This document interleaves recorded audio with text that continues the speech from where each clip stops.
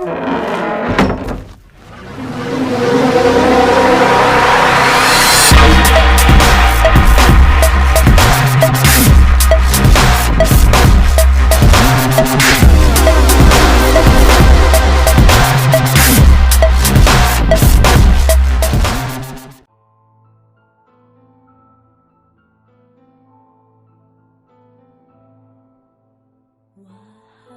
purnama, bawalah cintaku, biarkan dia tahu. Pentadbiran awam secara berpusat atau berpusat. Pentadbiran awam merupakan salah satu sistem pengurusan yang dilaksanakan dalam sebuah organisasi. Tujuan menjaga kepentingan awam bagi menghasilkan kesejahteraan dalam negara. Bukan amanah dan tanggungjawab pemerintahan.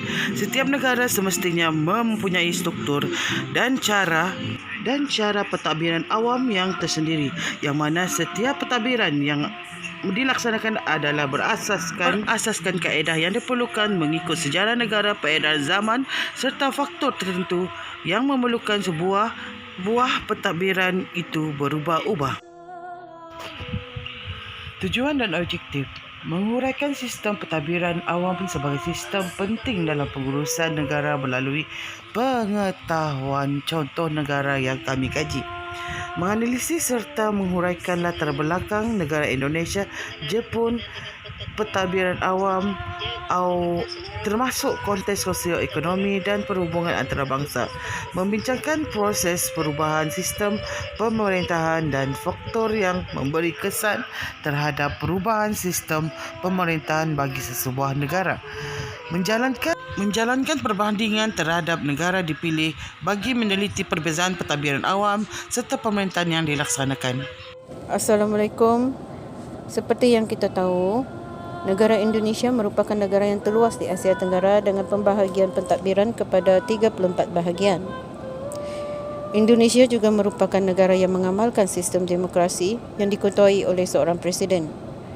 Indonesia mempunyai sistem ekonomi yang agak stabil walaupun pernah mengalami kemerosotan sekitar tahun 1990-an akibat krisis kewangan Asia.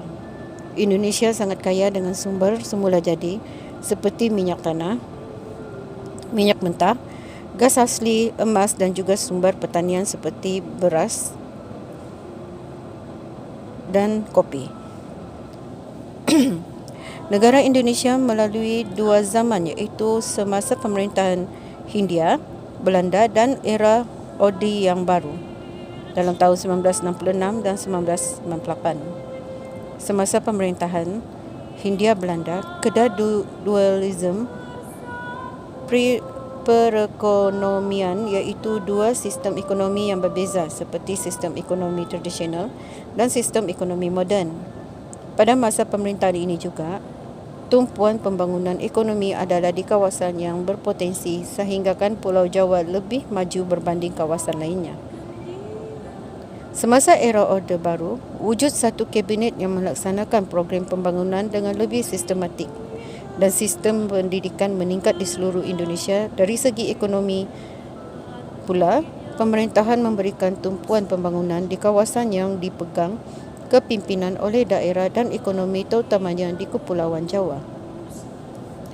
Indonesia menjadi negara yang sangat aktif dalam usaha mewujudkan perhubungan antarabangsa melalui pelaksanaan konsep lingkaran konsentrasi politik luar negeri. Lingkaran konsentrasi ini merupakan konsep pembahagian kawasan perhubungan luar negara yang telah dianggap sebagai acuan sangat penting dalam membolehkan Indonesia melibatkan diri dalam perhubungan antarabangsa. Penglibatan Indonesia dalam konferensi Asia Afrika, iaitu KAA, menganggotai organisasi ASEAN. Indonesia menjalinkan kerjasama dengan China dan Amerika Syarikat melalui dasar keamanan dan ekonomi.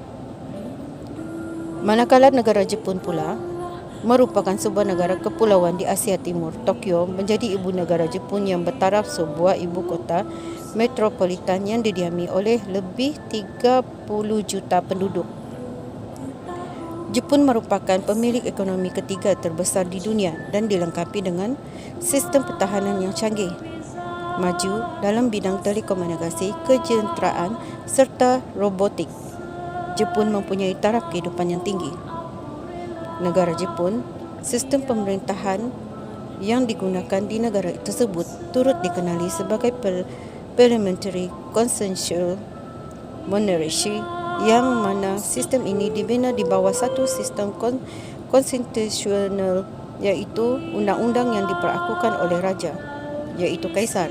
Sebagai ketua negara Tokyo menjadi ibu negara Jepun yang bertaraf sebuah ibu kota metropolitan yang memerintah diletakkan sepenuhnya di bawah pengadilan Perdana Menteri, sedangkan tidak melibatkan campur tangan raja.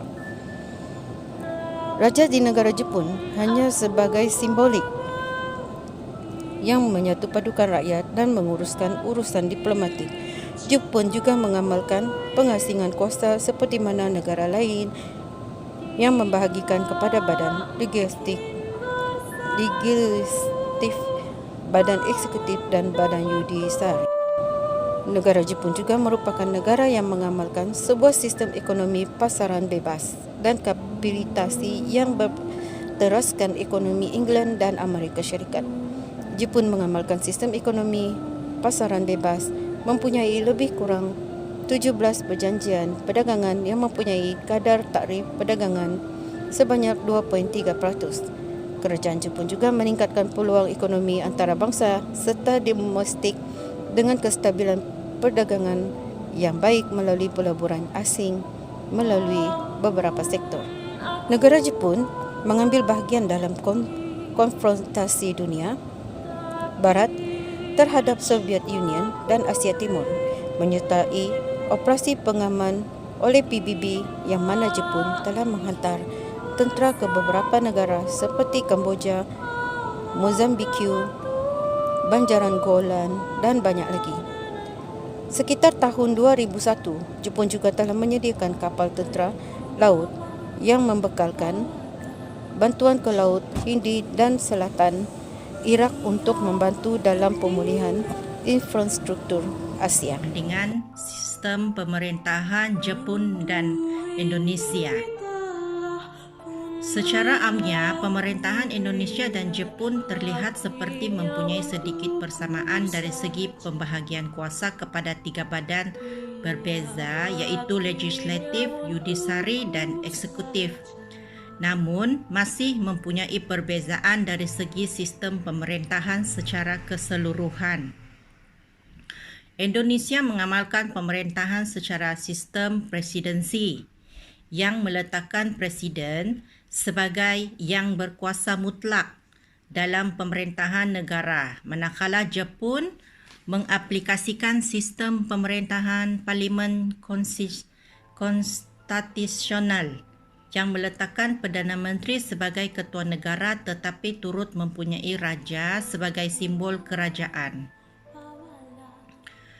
Jepun melaksanakan pemerintahan dengan konstitusi 1947 dalam usaha untuk mengendalikan undang-undang serta pemerintahan berteraskan organisasi pentadbiran awam yang diperlukan, termasuklah pengurusan dan pihak mana yang lebih dipentingkan dalam pemerintahan. Berbeza dengan Indonesia yang mana menggunakan prinsip Garuda Paskasila dalam usaha untuk menyesuaikan sistem pentadbiran negara. Kesimpulan di sini, pentadbiran awam dan perbandingan pentadbiran adalah penting dibuat oleh setiap negara dalam melihat serta menilai bagaimana sesebuah sistem pemerintahan itu diaplikasikan. Sistem pentadbiran awam sangat signifikan bagi sesebuah negara dalam usaha untuk mewujudkan satu kesejahteraan bersandarkan kepada keperluan sebenar sesebuah tampuk pemerintahan. Setiap sistem pemerintahan mempunyai cara tersendiri dalam usaha membina prinsip pemerintahan yang telah ditetapkan oleh setiap negara. Justru yang demikian Di pengakhiran tugasan ini, berjaya menghurai dan menghujah perbandingan dua buah negara. Kuda